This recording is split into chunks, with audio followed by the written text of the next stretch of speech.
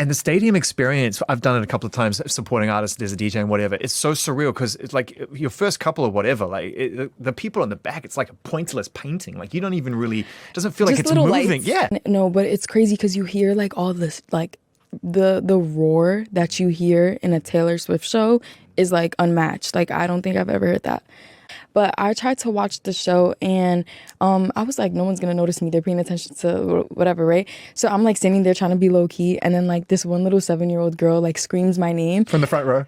Just trying to watch it in the crowd. Yeah. The girl was in the front. And I'm like, oh my gosh, she's so fucking cute. And then a bunch of other little girls like just boop, appeared and they just like was like trying to take pictures. And I was like, all right, child, let me go back to the dressing room and wait till it's my turn to come out. Yeah. But her show was amazing and I'm just so grateful. How was that moment? It was so fun. I recorded it on my birthday actually. Really? The verse, yeah. Sick. And I sent it back to her and that's some Capricorn shit, by the way. Yeah, it really is. That's some Capricorn shit. That's the workaholic at play. Exactly. And so it was so fun, so easy. When I sent it to her, she didn't have anything to say. Like, she was like, I love it. Like, it's perfect. We're ready to go. And I'm like, bet. So I'm not going to lie. That was the easiest collaboration I've ever had. I got to talk to you about someone who I've met and spoken with many times and who I admire greatly as one of the greatest songwriters of this generation or any, and that's Taylor. I thought that the fact that she worked with you was just another classic and inspired example of her just knowing what works. What works for her, what would work for you. She's just very dialed in beyond just the writing and everything else. She's very across it. Where were you when you got the call for that? Or like in my phone or anything. Like I'm just thinking about it and I'm like really excited to do my album and start working on it. I feel like I'm gonna go to like a pretty country and stuff and try to get inspired and like record somewhere else, you know? Why wouldn't you? Yeah. Why wouldn't you go to Italy? I love Italy. Why wouldn't you do that? I love Italy. Yep, that's what we're going to do. Who do you look up to in that regard? Who do you think gets it right? Rihanna. She gets it so right. Yeah. Because when she shows up, she's full Rihanna. And you get the full experience and she wants to be there. Yeah. Yeah. Exactly. Well, I only ever want you to come in the studio when you want to be here. I don't want you, and I know that's that will already be the case. I'm really, really glad that we got a chance to meet at this point. It's so early. I feel like people become more judgmental as they grow. Where does it go from here for you? Like, yeah, I mean, I don't know. I'm just going with the flow. Like everything up until this point has been literally going with the flow. In the sense of letting it happen. Just letting it happen and just doing me. Not pay attention to the noise and da-da-da. Just going with it. Like sometimes you meet a great collaborator and you just do great things, you know? When you listen back to your music in progress, when you're working on something in the studio and you're both feeling it, you know you're going to see it through and finish it. How does that feel? Can you try and put that into some words? It feels amazing. Like right now I have this song that I really, really, really love. And when you have that magic moment where everyone's listening to it, like what did that feel like for you when you were walking around your home city and you heard your song being played somewhere unexpected for the first time, though? Do you remember where it happened? No, I don't remember exactly where. I'm not going to lie. But I still feel really excited. Like when I'm outside and I hear my music playing, like just random people walking by or whatever, I still get excited like the first time. Because that's just so crazy to me. It's rare in you know life that an artist gets to connect with something and it moves as fast as it's moved, you know, for you. And I think we get obsessed with the time of that. Like, oh, it's happened so fast. Yeah. And we forget actually that the time it took to make the music and the environment in which the music was made. When I listen to this project and I hear what's come out, it just sounds like you and Riot were having fun. We was. Like, genuinely. There was a lot of people who were moving, doing different things. And I guess that's a really safe place for you to experiment and not feel self-conscious. Well, the hype wouldn't be there without the music, you know, because, like, genuinely Munch is a hit. I love that for you as well. And I love that for me. Yeah, I love it. It wasn't just I love that for him. What's the environment like when you were creating this? Because, you know, you met in college, you're coming out of that experience and you found this great chemistry, creative vibe between the two of you. I mean, is it in the dorm room? Is it in a studio? Like, because it just sounds so free to me, this music. And it just really gives me that vibe. Like, we've been listening to it in the car and stuff. It's not even mixed yet, but is, you know, what song is fire when it's not mixed and it's slapping. Yeah, for sure. Yeah, you got to be careful with that because you know what I'm talking about. You get this thing called demoitis where the mix never lives up. Yes, yeah. I can imagine that listening to the way that you write and perform your songs and work with Riot, that you don't let it go.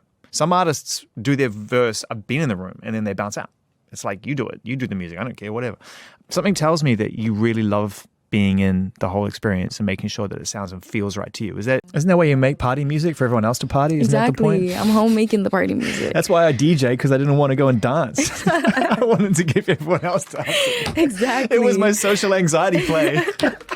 When Sweet 16s came around and everybody was turning 16. Dreading it. But those are the fans and that age group and stuff like that that I really want to inspire, because they're so innocent and they're so cute and they just want to have fun and they enjoy fun. I feel like I'm not even going to put it in a category because a lot of older people do fuck with my music. I'm so excited. If you would have asked me this like 3 months ago, I probably would have been like, no, I'm not ready. So now I feel like an arena, like I'll be like, okay, like we got this, period. Like I love my music and I'm starting to love performing because I'm more comfortable and building a stronger like armor around myself, and like I'm super into like just speaking it into the world. Manifestation. You're mastering manifestation. Yeah, but you know what's funny? I learned about that when I was like 11. Wow. So I know it's super trendy and cool now, and like people are over the word manifestation. But are they? They're not manifesting. Yeah, no.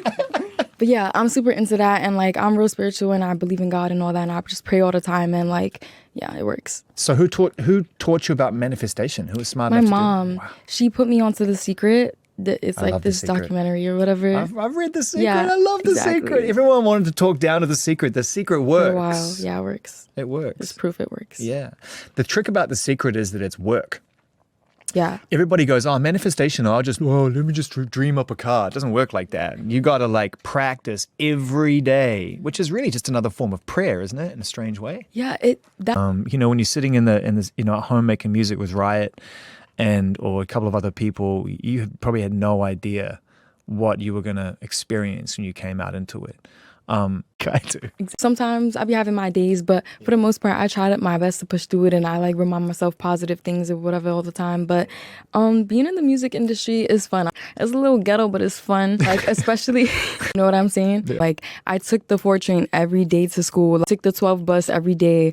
The 1 train. Like I do this, like, but it's like there's so many people in the Bronx, so many cultures. Be yourself. Like, I just think I'm to myself. I mean, why would you come out and not present a strong image? Like, yet everybody, I think, it's so obsessed. For you must have been kind of laughing quietly to yourself while everybody's making these assumptions in the first 6 months. Even down to a song like Munch, which I'm just going to put myself in the line and say, I mean, how could some people get that so fucking wrong? And now it's like when they say shit, I'm like, girl, bye. Like, it's like, these are bops. Like, this is for the baddies. It's just confidence. It's like, when I say baddie, I'm thinking confidence. And when it comes to like influencing people with that baddie attitude, who are you most trying to appeal to? Who are you most trying to inspire? Honestly, small people. Like, little people, young people. I have so many fans in high school and in middle school and even babies. Like, I love seeing little babies dance to my music and stuff like that. And also that idea of being able to, like you say, manifest something into action. But I'm not gonna lie, some people kind of do that now a little bit. When I met Northwest, she was screaming at the top of her lungs, and I was like, girl, you're more famous than me. I know. Like, what? I know, but the thing is, like, that I mean, this is so complicated. I mean, I couldn't even possibly put myself into the mindset of a young person. People didn't really understand the level of talent, the level of commitment, of hard work, of discipline. She's proven that time and time again now. No one doubts it anymore. So, what's your sort of relationship like with her at this point? Are you both just mutual fans of each other? Have you connected? Have you been able to share these experiences? She's real sweet. She's real nice, and like, we need to chill some more, you know what I'm saying? To really like vibe a little more. But I love her down. Like, I'm really a fan of her. My little sister put me onto her in like 2018. Wow. When she announced that and who was rolling out. And I remember watching her right before she actually like blew up like crazy. Yeah. And I was so inspired by her. And like just watching her, I was like, wow, like I just know she's gonna be big. And then like later that year, she was like the biggest thing on the planet. Crazy. And then the scrutiny comes, and that's it. I think that she's developed a pretty strong don't give a shit attitude as well. Yeah, I think she's better than me at that. I don't know. Also, just being so protective because I have so many younger siblings that I am very protective. So I always been the type that I'm like, I can't take shit because they can't take shit. You know what I'm saying? So like when me and all my sisters was in school, I remember they would like talk about, oh, this girl's bullying me or this girl's bothering me. And I'm like, fuck that bitch. Like, smack that bitch. Like, I would tell her, like, tell that bitch she ugly. Like, you know what I'm saying? Like, give Stand it your back to ground. her. Stand your Double ground. it and send it back. Like, you know? So I had to always stand my ground because I had to set the example, like, stand your fucking ground. What about with your siblings and stuff? Because I know you're the eldest in your family, and so there's naturally a desire to look up to the eldest sibling. You know, how was that relationship growing up? And did you sort of feel to some degree, even now that you're starting to succeed in your life, there's that responsibility of making sure that you set a right example, right, for your siblings? Yeah, I always felt like I needed to set the right example. Like, for my siblings especially, because I was always told that, like, growing up, it's always like, oh, like, you need to behave better because your sister's watching you, and da-da-da. Especially the eldest daughter. Like, all the eldest daughters know exactly what I'm talking about. I wish I had an older sister so bad. Yeah, but being the eldest, there's something really great about, you know, setting a bar, not just for yourself, but for others as well, right? Like, we've been listening to it in the car and stuff. It's not even mixed yet, but it's, you know what song is fire when it's not mixed and it's slapping. It's not like, do you know what I mean? Like, I just want to put a little more into it. Yeah. So like, are you any closer to understanding what this sort of project feels like to you? Like, I just know the album's gonna have a lot of elements of like, and of course some evolution in there, but it's gonna very much be me still. You know, there's a lot of people listening and watching all around the world because we're in well over 100 countries, and so this really is a global kind of thing. Up Next is a global thing that won't understand what it's like growing up in the Bronx, let alone the level of importance and influence Bronx had on the invention of not just hip hop, multiple musical genres,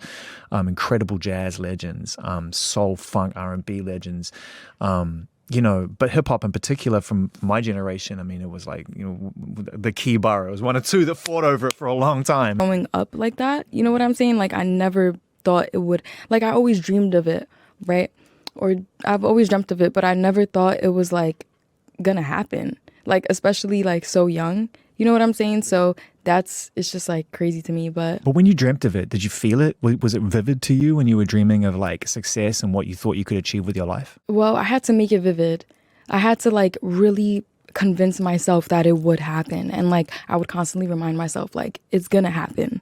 And then she came at me. And when she came to me and she hugged me, I started crying because it just felt like I cried, but I walked away. Like, I didn't say anything to her. I was just like, and I just walked away because I was just like, bro, like just the journey. Like, you know, I love Nikki and like meeting her was great and everything. But for me, it also just mostly felt like this is a full circle moment. Right. Like, this is crazy. Right. Like, I'm really here.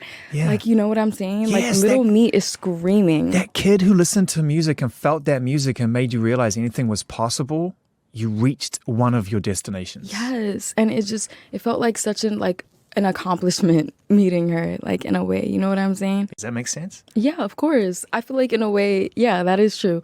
Yeah, it also removes the possibility of building a really healthy creative wall of mystery. Oh, thank you. You know, a chance for you to be able to work in private because everybody gets to know everything about you. It's harder to separate yourself from work in private. Yeah, exactly. Especially like when every time you step outside, people are constantly like watching or like filming or whatever. So it's like, I like to keep things as private as I can when I can. Has that been a really noticeable shift for you? I'd imagine that in certain parts of the world at certain times in the day, you're no longer ISIS. No, I always try to I got my ISIS ring on. I always try to stay grounded and like remember who I am. Because like, I still feel true to myself, you know. It hasn't been that long, so I still very much feel like myself. Let's talk again in like 5 years. No. I don't think that's going to change. And I want to reframe that question because I don't for 1 second, having just spent 10 minutes in your company, think that you are ever going to forget where you came from or who you are. Weird industry.